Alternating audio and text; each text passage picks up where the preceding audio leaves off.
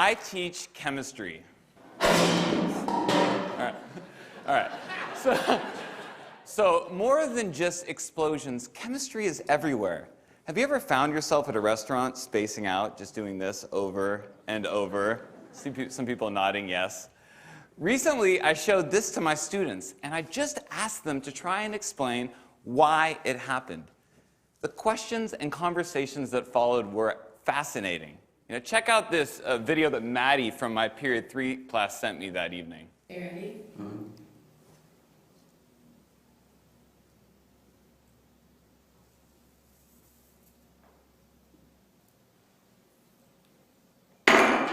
Yeah. Now, obviously, as Maddie's chemistry teacher, I loved that she went home and continued to geek out about this kind of ridiculous demonstration that we did in class. But what fascinated me more is that Maddie's curiosity took her to a new level. If you look inside that beaker, you might see a candle. Maddie's using temperature to extend this phenomena to a new scenario. Questions and curiosity like Maddie's are magnets that draw us towards our teachers, and they transcend all technology or buzzwords in education. But if we place these technologies before student inquiry, we can be robbing ourselves of our greatest tool as teachers, our students' questions. For example, flipping a boring lecture from the classroom to the screen of a mobile device might save instructional time, but if it is the focus of our students' experience, it's the same dehumanizing chatter just wrapped up in fancy clothing. But if instead we have the guts to confuse our students, perplex them, and evoke real questions, through those questions, we as teachers have information that we can use to tailor robust and informed methods of blended instruction.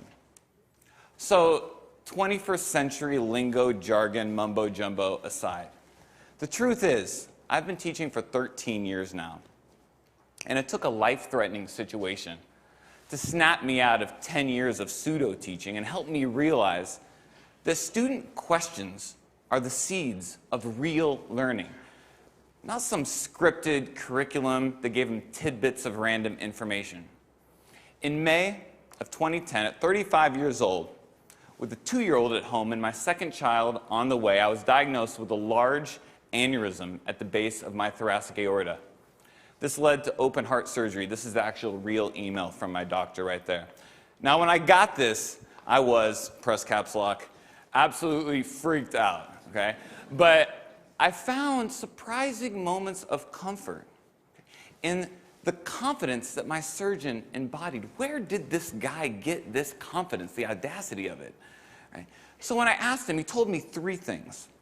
He said, first, his curiosity drove him to ask hard questions about the procedure, about what worked and what didn't work.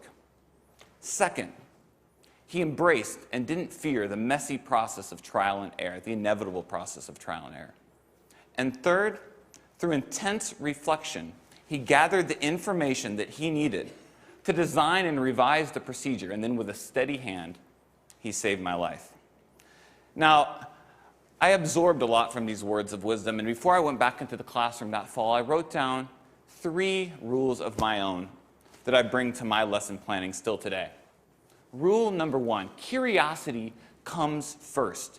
Questions can be windows to great instruction, but not the other way around. Rule number 2, embrace the mess. We're all teachers. We know learning is ugly. And just because the scientific method is allocated to page 5 of section 1.2 of chapter 1 of the one that we all skip, okay? Trial and error can still be an informal part of what we do every single day at Sacred Heart Cathedral in room 206. And rule number 3, practice reflection. What we do is important. It deserves our care, but it also deserves our revision. Can we be the surgeons of our classrooms? As if what we are doing one day will save lives. Our students are worth it. And each case is different. All right, sorry. Chemistry teacher and me just needed to get that out of my system before we move on. So these are my daughters. On the right, you have little Emma Lou, Southern family. And On the left, Riley. Now, Riley's going to be a big girl in a couple weeks here. She's going to be 4 years old. And anyone who knows a 4-year-old knows that they love to ask, why? Yeah, why? I could teach this kid anything because she is curious about everything. We all were at that age. But the challenge is really for Riley's future teachers, the ones she has yet to meet. How will they grow this curiosity? You see, I would argue that Riley is a metaphor for all kids. And I think dropping out of school comes in many different forms. To the senior who's checked out before the year's even begun, or that empty desk in the back of an urban middle school's classroom. But if we as educators leave behind this simple role as disseminators of content and embrace a new paradigm as cultivators of curiosity and inquiry, we just might bring a little bit more meaning to their school day and spark their imagination. Thank you very much.